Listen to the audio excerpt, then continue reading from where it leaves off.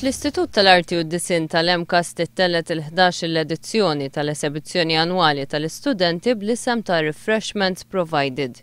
Esebiti mijiet ta' innovazzjonijiet artistiċi differenti xogħol tal-istudenti tal-MCAS.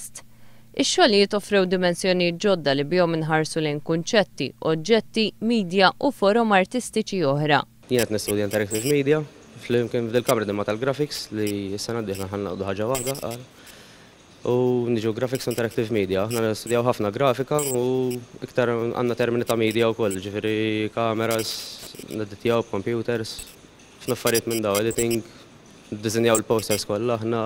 L-esebizzjoni ma tellaġ biss biex tiċċelebra l-ħiliet u t-talenti tal-istudenti Maltin iżda anke biex toffri lill-viżitaturi dinja ta' ideat u kreattività.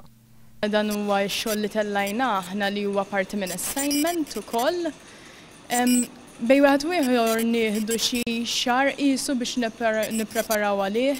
Intellaw dil-wirja li tiftaħ qisu għal bej wieħed u ieħor ġimgħa sħiħa fejn aħna nkunu qed nagħtu promotion anki lilna nfusna. L-Istitut tal-Arti u d-Disin bħalissa jilqa' aktar minn 700 student li qed jagħmlu korsijiet li jvarjaw minn dawk li waslu għal ċertifikati tal-bidu għal grad ta' baċellerat.